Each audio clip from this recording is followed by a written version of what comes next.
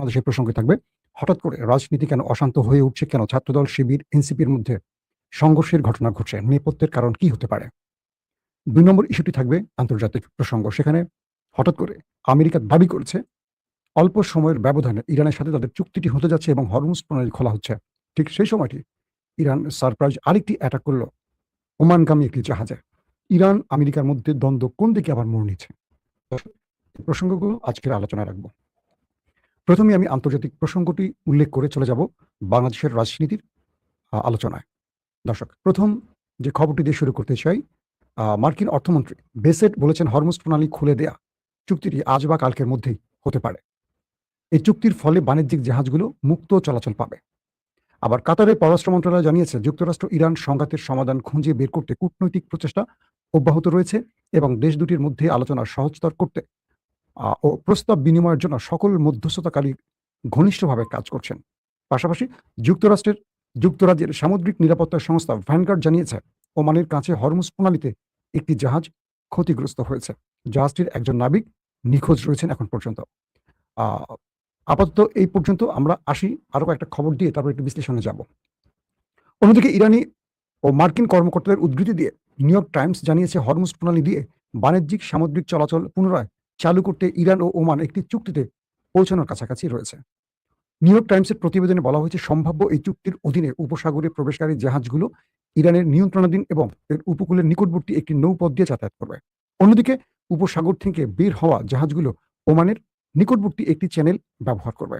ইরানি কর্মকর্তারা the new York টাইমসকে জানিয়েছে যে কোনো টোল আরোপ করা হবে না, তবে চুক্তিতে পরিবেশগত প্রভাব, পণ্যবাহী জাহাজ ও ট্যাঙ্কারের নিরাপত্তা এবং কর্মী খরচের জন্য একটি পরিষেবা ফি অন্তর্ভুক্ত রয়েছে। তারা আরো বলেন যে এই রাজস্ব ইরান ও ওমানের মধ্যে সমানভাবে ভাগ করা হবে। একজন মার্কিন কর্মকর্তা বলেছেন যে ইরানের বিবরণ সঠিক নয় এবং প্রণালীর মধ্য দিয়ে কোনো অস্থায়ী নৌপথের জন্য ইরানের অনুমোদনের প্রয়োজন হবে না এবং এতে কোনো টোলও যুক্ত থাকবে না। বিষয়টা হয়তো আমি ধারাবাহিক পড়ে গেলাম, আপনারা কতটুকু বুঝতে পারছেন আশা করি আমি একটু বুঝিয়ে বললে বিষয়টা আপনাদের জন্য আরো সহজ হবে। খেলাটা কি হয়েছে, হঠাৎ করে ডোনাল্ড ট্রাম্প বললেন কি যে ইরানের সাথে তাদের আলোচনা হয়ে গেছে এবং ইরান ২-১ দিনের মধ্যে হরমুজ প্রণালী খুলে দেবে। ওকে, তো ইরান এই বিষয়টি আসলে আমেরিকার সাথে কোনো আলোচনা করেনি। এটি মধ্যস্থতাকারীরা হয়তো আমেরিকাকে আশ্বস্ত করেছে আর তাই ট্রাম্প এই বক্তব্যটি দিয়েছেন, অথবা ট্রাম্প নিজেই চালাকি করে এই বক্তব্যটি দিয়ে বিশ্বকে বিভ্রান্ত করছেন। ২ নম্বর, যখন আমেরিকা এই কথাটি বলছে ঠিক তখনই ইরান একটা সারপ্রাইজ অ্যাটাক করলো। কোথায়? ওমান সাগরের কাছাকাছি। অর্থাৎ ইরান আমেরিকাকে তার মুখে জবাব না দিয়ে একটা কাজে জবাব দিয়েছে। যখন মার্ক রুবিও, যখন মার্কিন অর্থমন্ত্রী, পররাষ্ট্রমন্ত্রী, মার্কিন প্রেসিডেন্ট ডোনাল্ড ট্রাম্প তারা বলছেন ইরানের সাথে আলোচনা চলছে এবং আমরা একটা চুক্তির খুব কাছাকাছি, তখন ইরান বলল না, আমাদের কোনো চুক্তি সম্পাদিত হয়নি। কারণ আমেরিকা বলছে ইরান হরমুজ প্রণালী দিয়ে কোনো টোল নেবে না, আর ইরান বলছে তারা টোল নেবে না কিন্তু পরিষেবা নেবে, মেইনটেনেন্স ফি নেবে। এখানে দুটোর মধ্যে দ্বন্দ্ব তৈরি হয়। তো যখন আমেরিকা ইরানের নামে এই মিথ্যাচারটা করে যে ইরান বলছে কোনো টোল নেবে না এবং কাল পরশু তারা হরমুজ খুলে দেবে, তখন ইরান কি করলো? ওমান সাগরে যাওয়ার পথে একটি জাহাজে অ্যাটাক করে বসলো এবং সেই জাহাজটিকে মোটামুটি অর্ধেক প্রায় ডুবন্ত অবস্থায় চলে গেছে এবং একজন নাবিক হয় মারা গেছেন অথবা নিখোঁজ আছে। তো ইরান এই জবাবটি আক্রমণের মধ্য দিয়ে দিলেন কেন? এই কারণে দিলেন ট্রাম্পের যে মিথ্যাচার, এই জবাবটি ইরান আক্রমণ দিয়ে বোঝালো যে না, আমরা ট্রাম্পের সাথে কোনো আপোষ রফা করছি না। আমরা যে দাবিগুলো করেছি সেই দাবি যদি আমেরিকা মানে, হরমুজ দিয়ে জাহাজ চলাচল করবে। যদি না মানে তাহলে আমাদের আক্রমণ অব্যাহত থাকবে। ইতিমধ্যে ইরানি কয়েকটা গণমাধ্যম বলছে তারা সেখানে নতুন করে মিসাইল ড্রোন রেডি করেছে আরেকটা অ্যাটাকের জন্য। তার মানে আমেরিকা যদি ইরানের সম্পূর্ণ শর্ত না মানে, ইরান এখানে আবারও যুদ্ধে ফিরে যাবে। একটা ব্যাপার গেল। আসলে চলছে কি পর্দার অন্তরালে আলোচনা, সেটা একটু আমরা আলোচনায় আনি আগে। বিষয়টা হলো যে আমেরিকা যে দাবিটা করছে তার সঙ্গে ওমান এবং ইরানের মধ্যে একটি আলোচনা হয়েছে। আপনারা জানেন যে ইরানের পররাষ্ট্রমন্ত্রী ওমানের পররাষ্ট্রমন্ত্রীর মধ্যে কয়েকদিন ধরে আলোচনাগুলো হচ্ছে। আলোচনাটা হয়েছে যখন জাহাজগুলো ইনপুটে আসবে, তখন এখানে পুরো দায়িত্ব ভাটা থাকবে ইরানের ঘাড়ে। ইরান এই জাহাজগুলোর নিরাপত্তা দেবে, সকল পরিষেবা ইরান দেবে। আর জাহাজগুলো যখন এখান থেকে বাইর হবে, হরমুজ এই প্রণালী দিয়ে যখন জাহাজগুলো বের হবে, তখন এটাকে দায়িত্ব নিয়ে পালন করবে ওমান। অর্থাৎ দুটো দেশ, ঢোকার ক্ষেত্রে একটি দেশ ইরান, বের হওয়ার ক্ষেত্রে, আউটপুটের ক্ষেত্রে ওমান। এবং যখন যাবে, জাহাজগুলো ঢুকবে, তখন এখান থেকে সকল পরিষেবা, নিরাপত্তা, মেইনটেনেন্স ইরান করবে। এবং অর্থটা ইরান পাবে। যখন জাহাজগুলো বের হয়ে আসবে তখন এটাকে নিরাপত্তা, পরিষেবা, এভরিথিং, এটার যে অর্থটা আসবে, মেইনটেনেন্স ফিটা আসবে, সেটা ওমান নেবে। এইভাবে চুক্তিটি হলো। ইরান বলছে, আমেরিকা বলছে না, যদি ইরানের সাথে আমাদের কথা হয়েছে, ইরান কোনো টাকা নেবে না। আর যদি ইরান টাকা নেয় তাহলে আমরাও নেব। মানে ট্রাম্প এটা আবার যুক্ত করছে, যদি ইরান হরমুজ প্রণালী থেকে কোনো অর্থ নেয় সেক্ষেত্রে আমরাও টাকা নেব। তো আমেরিকাকে ইরান বলছে যে হরমুজ হলো আমাদের সীমা, হরমুজ হলো আমাদের জলসীমা, তুমি এখানে কে টাকা নেবার বা টাকা দেবার বা তুমি এই সিদ্ধান্ত নেয়ার? একদিকে ওমান নেবে, একদিকে ইরান নেবে। তোমার এখানে এই বক্তব্য দেওয়ার যৌক্তিকতা কি বা তোমার ক্ষমতা কি বা অধিকার কি? ট্রাম্প আবারও নতুন করে গো ধরছে যে না, যদি ইরান নেয় আমি নেব, যদি ইরান না নেয় তাহলে আমি নেব না। এটা হলো ট্রাম্পের নতুন এক চালাকি। ইরান বলছে আসো তোমাকে টাকা দেবো, তোমাকে টাকা নেওয়ার জন্য আমি মিসাইল আর ড্রোনগুলো সেখানে আবার রেডি করে রেখে দিয়েছি। এই হলো আজকের লেটেস্ট আপডেট। তো এখন তাদের পক্ষ থেকে, ইরানের হুতিদের পক্ষ থেকে আবার একটি স্টেটমেন্ট আসছে। হুতিরা আবারও মার্কিন যুক্তরাষ্ট্রের নাজারা শহর একটা জায়গার নামে, দুঃখিত, সৌদি আরবের আরেকটি শহরে আবার আজকে অ্যাটাক করেছে। অর্থাৎ হুতিরা সৌদি আরবকে এবার আরেকটি মেসেজ দিল। আর হুতিরা বলছে যে মূলত তাদের একটি জায়গায় অবৈধ প্রবেশ করেছে সৌদি আরব, আর তাই তারা সেই অবৈধ প্রবেশের প্রতিশোধ বা মানে কি বলবো আঘাত হিসেবে এই শহরটিতে আবার তারা আক্রমণ করেছে। তার মানে হুতি সৌদি আরবের এখনো পরিবেশ শান্ত হয়নি। দর্শক, চলে যায় বাংলাদেশ প্রসঙ্গে। আপনাদের বাংলাদেশের খবরের জন্য যারা ওয়েট করছেন, বাংলাদেশের গুরুত্বপূর্ণ ইভেন্ট আসলে সাধারণত আমি বাংলাদেশের আলোচনাগুলো আনার চেষ্টা করি। বাংলাদেশের মারামারি কাটাকাটির খবরগুলো আসলে আমার ভালো লাগে না। গত 15-16 বছর তো অনেক শুনেছেন। মানুষ আসলে একটু শান্তি চায়।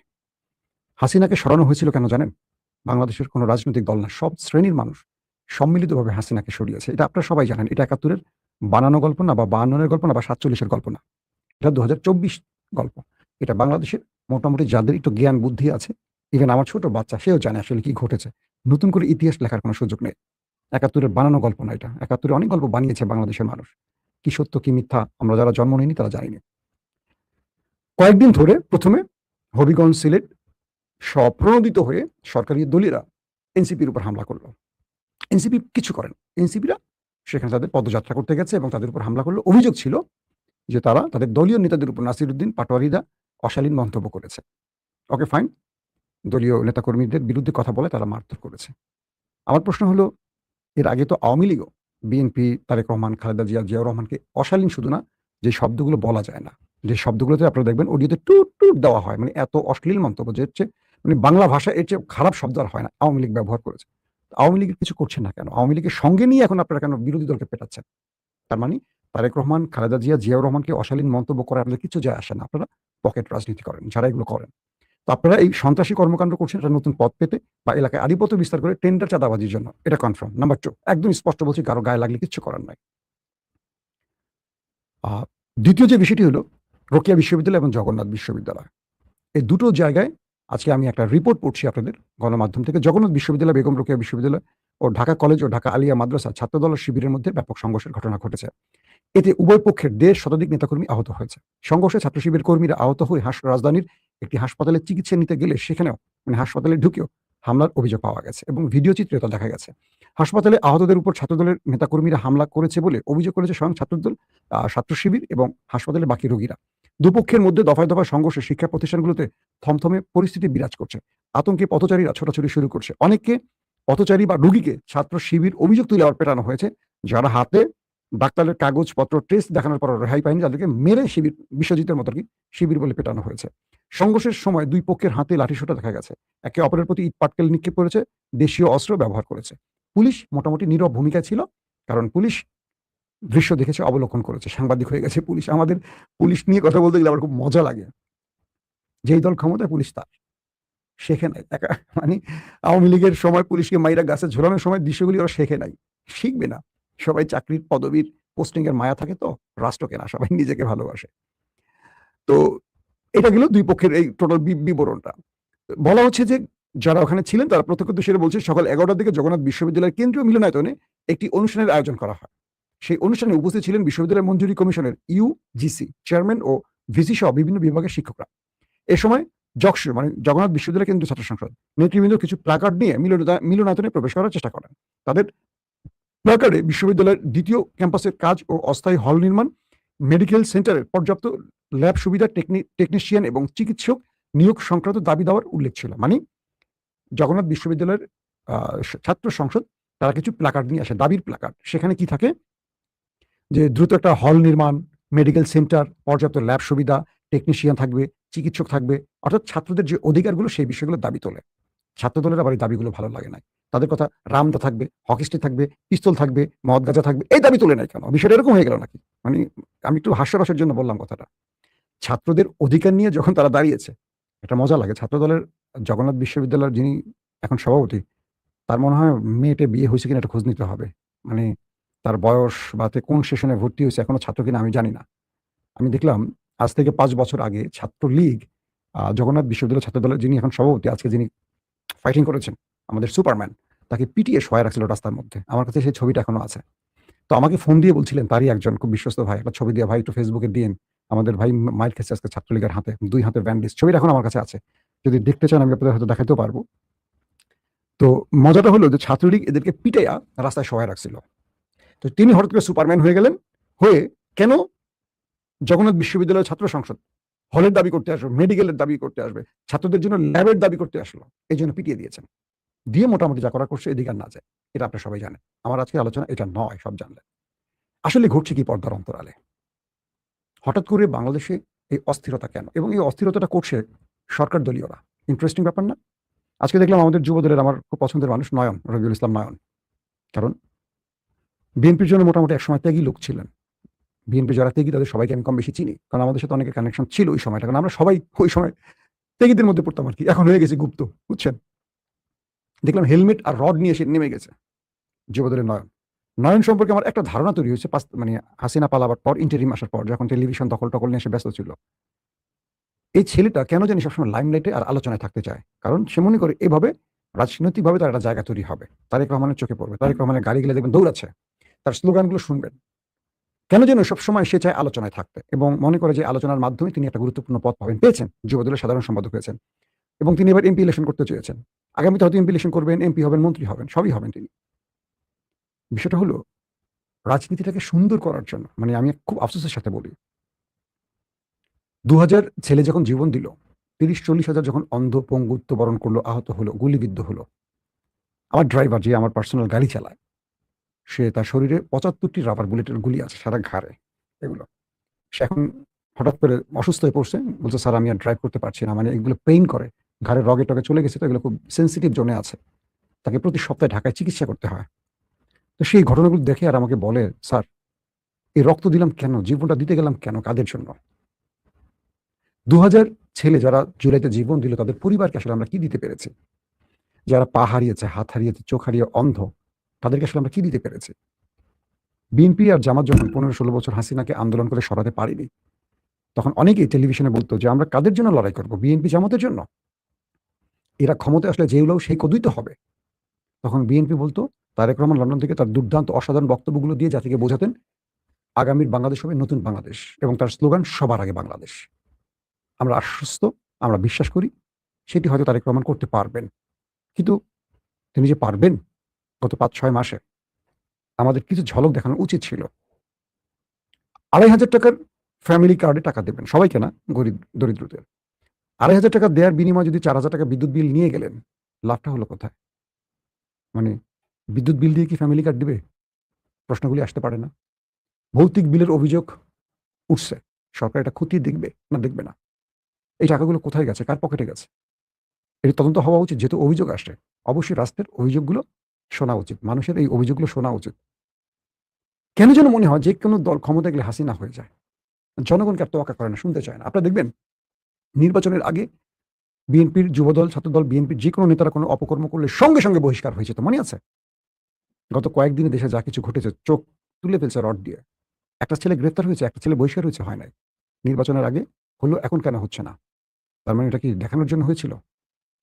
এখন পর্যন্ত দেশে যা কিছু হয়েছে, বিএনপি কি লাভবান হয়েছে না ক্ষতিগ্রস্ত হয়েছে? আমার মনে হয় পুরোটাই বিএনপি ক্ষতিগ্রস্ত হয়েছে। কেন যেন আমার ধারণা বিএনপিকে ভেতর থেকে আরেকটি বড় ষড়যন্ত্রকারী গ্রুপ ধ্বংস করতে চায়। তারেক রহমানকে ব্যর্থ করতে চায়। জিয়া পরিবার ব্যর্থ হবে এটা আমি বিশ্বাস করি না। এটা বিশ্বাস করলে জীবনে জিয়া পরিবারের পক্ষে দাঁড়াতাম না। লড়াই করতাম না, জীবন দেয়ার সাহস করতাম না। একটা আস্থা ভালোবাসার জায়গা আছে আমার বুকের মধ্যে এখনো। যতক্ষণ তারেক রহমান জীবিত আছেন আমি আশা রাখতে চাই। কিন্তু প্রশ্নগুলো করতে চাই। সাংবাদিক তো আমাদের প্রশ্ন করার অধিকার আছে। আমরা অ্যাক্টিভিস্ট না।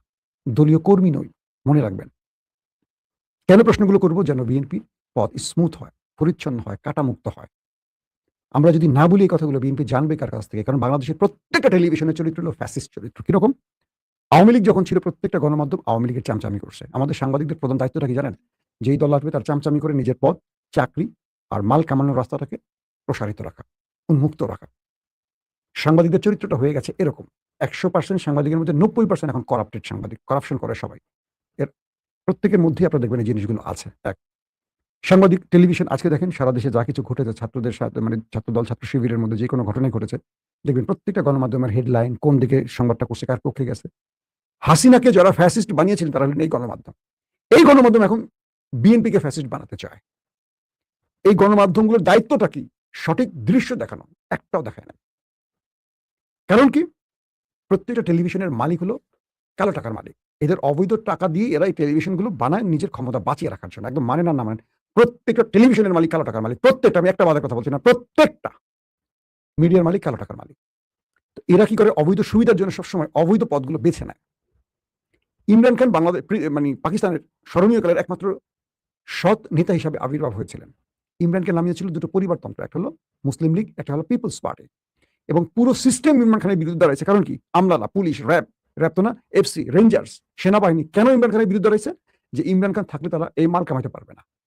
প্রত্যেকে শুধু মাল কামাইতে চায়, কিন্তু রাষ্ট্রের জনগণ ভোগান্তির মধ্যে পড়ে। তো প্রতিটা দেশে দেখবেন, আমাদের দেশের সচিব বলেন, মানে আমলাদের কথা বলছি, পুলিশ বলেন, প্রশাসনিক কথা বলেন, যে লেভেলে যারা আছে তারা কোনো সৎ নেতৃত্ব চায় না। কেন চায় না? যে সৎ নেতা আসলে তো তারা লুটপাট করতে পারবে না। তারা এই পদে বসছেন কেন? মাল কামাইতে। ডিসি, এসপি, সচিব, উপসচিব, যুগ্ম সচিব, এডিশনাল সচিব, সিনিয়র সচিব, পুলিশের ডিএজি, মিএস যা আছে সবাই না, সবাই আবার লুটপাটকারী না। কিছু লোক ভালো এখনো আছেন বলে রাষ্ট্র টিকে আছে। এরা অন্যায়কে সাপোর্ট দেয় কেন জানেন? কারণ অন্যায়ের মাধ্যমে মাল কামানো যায়। হযরত ওমর বাংলাদেশে যদি আইসা পড়েন, হযরত ওমর রাদিয়াল্লাহু আনহু এখন খলিফা, তো উনি যদি বলেন যে বাংলাদেশের শাসন ব্যবস্থা বসবো, ওনাকে সবাই মিলে বিদায় করবে দেশ থেকে। কিসের ওমর? ওমর আসলে তো আর এই কাজ করা যাবে না। তো বিষয়টা হলো এরকম যে এই রাষ্ট্রের আসলে কোনো বাপ মা নাই। এই রাষ্ট্রটা যাদের ত্যাগের বিনিময়ে, যাদের রক্তের বিনিময়ে স্বাধীন হলো, নতুন করে ফ্যাসিস্ট মুক্ত হলো, তারা যে ড্রিম স্বপ্ন দেখেছে, সেই স্বপ্নগুলো না আবার অধরা হয়ে গেল। যে ছাত্রদল, যে শিবির, যে বিএনপি, যে জামাত গত ২০টা বছর আওয়ামী লীগের পেদানি খেলো, আওয়ামী লীগের পেদানি খেয়ে জেলে খাবার ভাগ করে খেলো, একসাথে মাঠে ঘাটে বনে জঙ্গলে রাত কাটালো, একসাথে রাজপথে রক্ত দিল, হঠাৎ করে তাদের মধ্যে শত্রুতা তৈরি হয়ে গেল। কেন? আমার যে অ্যাজাম্পশন, আমার যে তথ্য, বিএনপির মধ্যে আরেকটা বিএনপি আছে, যেটা তারেক রহমানের বিএনপি না। তারেক রহমানের বিএনপি খুব চেষ্টা করছে কন্ট্রোল করতে, তার হাতে কন্ট্রোলিং পাওয়ার চলে গেছে। কারণ এস্টাবলিশমেন্ট, প্রতিবেশী, পাওয়ারফুল ডিপ স্টেট তারেক রহমানকে কার্যতভাবে কাজ করতে দিচ্ছে না। এটা আমার যে তথ্য, সেই তথ্যটা প্রকাশ করলাম। আমার কাছে কোনো প্রমাণ চাইবেন না, এগুলো হলো বিভিন্ন সূত্রের খবর। আমরা যাদের সাথে হাই হ্যালো করি, এরা কখনো প্রমাণ দিয়ে কথা বলে না। এদের কিছু ট্রাস্ট দেয় আমাদের কথা বলার জন্য। তারেক রহমানকে ব্যর্থ করতে চায়, কারণ জিয়া পরিবারকে ব্যর্থ করতে পারলে বাংলাদেশে আওয়ামী লীগ আবার দাঁড়াতে পারবে। মানুষ বলতে শুরু করছে হাসিনাই তো ভালো ছিল, এই কথাটাকে শুনতে চায়। তাই আমরা তারেক রহমানের প্রতি আস্থা হারাচ্ছি না, হারাচ্ছি বিএনপির প্রতি। ফখরুল ইসলাম কেন বলেন এই কথাটা? একটা দলের মহাসচিব, যিনি দীর্ঘ ১৬-১৭ বছর লড়াই সংগ্রাম করছেন, সর্বাধিক মামলার মালিক ফখরুল ইসলাম খান, তিনি বলছেন এই দেশের কিচ্ছু পাল্টায় না, একমাত্র তারেক রহমানই শুধু ভিন্ন। আর সবাই চুরি, বাটপাড়ি, লুটপাট, দুর্নীতির মধ্যে এখনো ডুবে আছে। শুধু তারেক রহমান ভিন্নটা করতে চান। একটা মহাসচিব কখন বলে এই কথাটা? বোঝেন কত কষ্টে প্রকাশ্যে এই কথাটা বলতে পারে? তার মধ্যে, এটার মধ্যে মানে কত দুঃখ চাপা আছে তার বুকের মধ্যে, যে তিনি এতদিন লড়াই সংগ্রাম করছেন যে বিএনপির জন্য, সেই বিএনপিটা নাই। এখন আমি বললে আমার গুপ্ত বলেন, ফখরুল ইসলামকে তো এখন গুপ্ত বলেন আপনারা। আজকেও দুজন বিএনপির উপদেষ্টা আমাকে কল দিচ্ছে, নাম বলবো না। মাসুম, কোন দিকে যাচ্ছে বিএনপি? তোমরা সামনে আসো। আমি বললাম যে না, এই বিএনপি সামনে আসতে রাজি না, আমরা দুর্নাম কামাই করতে রাজিই না। এখন দুর্নামের জন্য আসবো? এই যে কথাগুলো বলছি, কথাগুলো শোনেন। একটা জিনিস বলি, বিএনপি আওয়ামী লীগ মাঠে নাই। বিএনপি চাইলে আগামী ২০ বছর ক্ষমতা থাকতে পারবে নির্বাচনের মধ্য দিয়ে। শুধু তারেক রহমান তার পলিসিগুলো, প্ল্যানগুলো বাস্তবায়ন করুন। তিনি যে স্বপ্নগুলো দেখিয়েছেন আমাদের, স্বপ্নগুলো বাস্তবায়ন করেন। ছাত্রদল, যুবদলকে কন্ট্রোল করেন, তাদেরকে শিক্ষাঙ্গনে কলম নিয়ে পাঠায় দেন, দ্বন্দ্বমুক্ত হতে বলেন। এই শিবিরকে হালকা করে নেওয়ার সুযোগ নাই। এই শিবির আওয়ামী লীগের পতন ঘটিয়েছে। কেউ জানুক, কেউ মানুক না বলুক, সত্য এটা সবাই জানে, হাসিনাও জানে। আওয়ামী লীগের এক নেতা বলেছিল না যে আমাদের সামনে ভয় হলো জামাত শিবির, বিএনপি না। বিএনপিকে আমরা মাঠে নামলে ৫ মিনিটে মাঠ ছাড়া করতে পারবো বলছিল। সবাই সোশ্যাল মিডিয়া পেয়েছিলেন। মূল টার্গেট জামাত শিবির।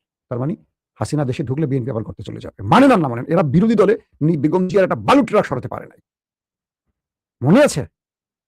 বেগম জিয়ার গ্রেফতার করে নিয়ে যায়, তার গাড়িতে হামলা করে, তার এসএসএফ এর সদস্যরা রক্তাক্ত হয়।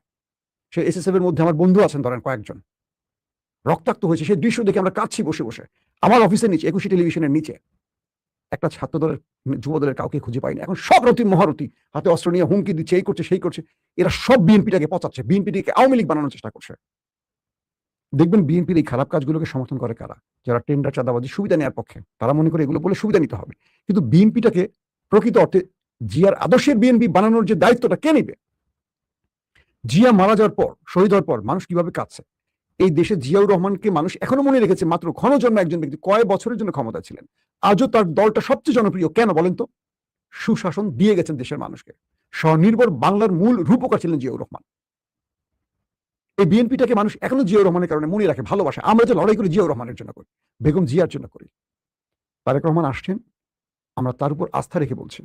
আমি জানি না অদৃশ্য শক্তি আপনাকে কাজ করতে দিচ্ছে, বাধা দিচ্ছে, কি করছে, কিন্তু সমস্ত ব্লেম যাচ্ছে আপনার ঘাড়ে। মানুষ মিছিল করছে আপনাকে নিয়ে, আমার খুব কষ্ট লাগে। কারণ তার চেয়ে ভোগান্তি বা তার চেয়ে দুঃসহ নির্যাতন আর কে সইছে? 1/11 তার উপর কি ঘটেছে আপনারা ভুলে গেছেন। আবারও তাকে সেই পরিণতির দিকে টেনে নেবেন না, কারণ ষড়যন্ত্রকারীরা রাষ্ট্রটাকে আবার খারাপ দিকে নিচ্ছে। আমাদের উত্তরপাড়া মানে সেনাবাহিনীর মধ্যে আওয়ামী অফিসাররা এখনো অ্যাক্টিভ, প্রশাসনের মধ্যে আওয়ামী লীগ এখনো অ্যাক্টিভ। খুব মন দিয়ে শোনেন কথাগুলো, আমি বলছি না, আমাদেরকে বলায়, আমাদেরকে কিন্তু জায়গা থেকে বলানো হয় যে মাসুম ভাই কথাগুলো বলুন, আপনাদের কথা মানুষ শোনে। আমরা বসে বসে বানিয়ে কথা বলি না ভাই।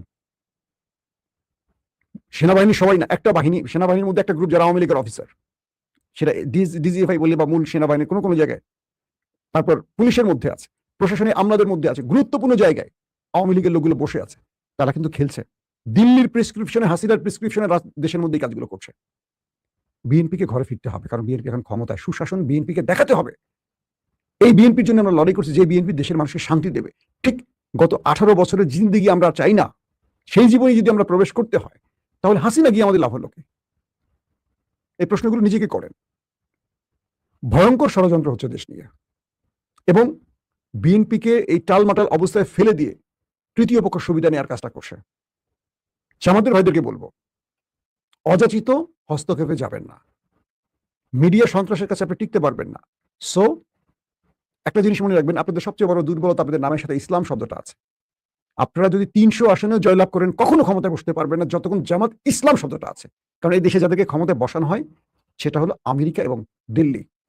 ইসলাম শব্দের জন্য আপনার কখনো ক্ষমতায়, আজও কাল হোক এনসিপি যদি বসতে পারে, আজও কাল হোক গণ অধিকারে বসতে পারে, কখনো এরপরে নতুন কোন দলে বসতে পারবে, জামাত বসতে পারবে না। তার প্রধান একটি কারণ, জামাতের সাথে ইসলাম শব্দটা আছে। মানেন আর না মানেন, বলে দিলাম, এটা জামাতের খুব নেতৃস্থানীয় লোক ঠিকই বুঝে গেছেন আমি কি বলতে চাইছি। তাই বলছি, খালেদা জিয়ার পলিসিটা নেন। খালেদা যেটা পলিসি নিয়েছিল যে আর আন্দোলন করবেন না, জনগণকে বোঝাবেন আওয়ামী লীগ কি জিনিস। জামাতকে বলবো, হয় তাবলিগে চলে যান, আপনাদের রাজনীতি করার দরকার নাই, আপনারা তাবলিগে চলে যান, দাওয়াতি কাজ করেন।